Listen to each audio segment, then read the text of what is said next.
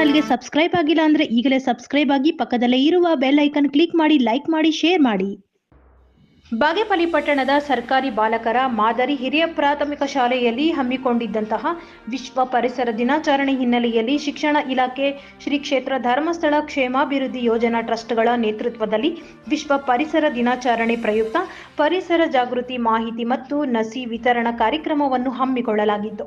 ಈ ವೇಳೆ ಮಾತನಾಡಿದ ಶಾಲಾ ಡಿಸಿಎಂಸಿ ಅಧ್ಯಕ್ಷ ಕನ್ನಡ ಸೇನೆ ಬಾಬಾಜನ್, ಮಕ್ಕಳು ತಮ್ಮ ಹುಟ್ಟು ಹಬ್ಬಗಳಿಗೆ ಪೋಷಕರಿಗೆ ಸಿಹಿ ಕೇಕ್ ತರುವಂತೆ ಹೇಳುವುದರ ಜೊತೆಗೆ ಇನ್ನು ಮುಂದೆ ಪ್ರತಿಯೊಂದು ಹುಟ್ಟು ಹಬ್ಬಕ್ಕೆ ಒಂದು ಗಿಡವನ್ನು ನೆಟ್ಟು ಪೋಷಿಸಿ ಬೆಳೆಸಬೇಕು ಎಂದು ಪೋಷಕರಿಗೆ ಒತ್ತಾಯ ಮಾಡಬೇಕು. ಮಾನವನು ಸ್ವಾರ್ಥ ಮತ್ತು ಅಭಿವೃದ್ಧಿ ಹೆಸರಲ್ಲಿ ಪರಿಸರದ ಮೇಲೆ ದೌರ್ಜನ್ಯ ಮಾಡುತ್ತಿದ್ದು, ಅದನ್ನು ತಡೆದು ಸಂರಕ್ಷಣೆ ಮಾಡುವ ಹೊಣೆಗಾರಿಕೆ ನಮ್ಮೆಲ್ಲರ ಮೇಲಿದೆ ಎಂದರು.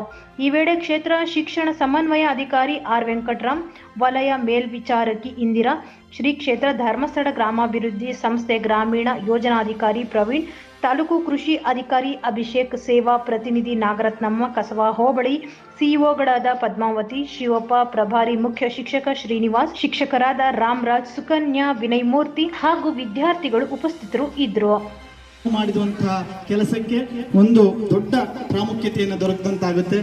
ಪೂಜ್ಯ ವೀರೇಂದ್ರ ಹೆಗಡೆ ಅವರಿಗೆ ನೀವು ಕೊಡುವಂತಹ ಒಂದು ಕಾಣಿಕೆ ಏನಂತ ಹೇಳಿದ್ರೆ, ಈ ಗಿಡ ಪೋಷಣೆಯಾಗಿ ದೊಡ್ಡದಾಗಿ ಬೆಳೆದು ಇದರ ಒಂದು ನೆರಳನ್ನ 10 ಜನ ಪಡ್ಕೊಂಡ್ರೆ ಅದು ಪರಮ ಪೂಜ್ಯರಿಗೆ ನೀವು ಕೊಡ್ತಿರುವಂತಹ ಒಂದು ದೊಡ್ಡ ಉಡುಗೊರೆ ಆಗುತ್ತೆ. ದಯವಿಟ್ಟು ಅದನ್ನು ನೀವೆಲ್ಲರೂ ಕೂಡ ಮಾಡಬೇಕಾಗಿ ವಿನಂತಿಯನ್ನ ಮಾಡಿ. ಪ್ರಕೃತಿಯಿಂದ ಹಲವು ರೀತಿಯ ಪ್ರಯೋಜನಗಳನ್ನು ಪಡೆಯುವ ನಾವು ಗಿಡಗಳನ್ನು ನೆಟ್ಟು ಬೆಳೆಸುವುದರ ಮೂಲಕ ಪ್ರಕೃತಿಯ ಋಣವನ್ನು ತೀರಿಸಬೇಕಿದೆ ಎಂದು ಶಿಕ್ಷಣ ಸಮನ್ವಯ ಅಧಿಕಾರಿಗಳಾದ ವೆಂಕಟರಾಮ್ ತಿಳಿಸಿದರು.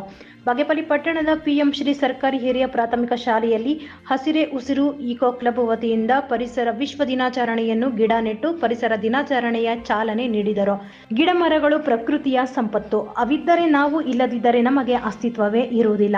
ಮಾನವ ತನ್ನ ದುರಾಸೆಯಿಂದ ಪರಿಸರದ ಮೇಲೆ ದಬ್ಬಾಳಿಕೆ ಮಾಡುತ್ತಿದ್ದಾನೆ. ಇದೇ ಪರಿಸ್ಥಿತಿ ಮುಂದುವರೆದರೆ ದೊಡ್ಡ ಗಂಡಾಂತರ ಎದುರಿಸಬೇಕಾಗುತ್ತದೆ ಎಂದು ಎಚ್ಚರಿಸಿದರು.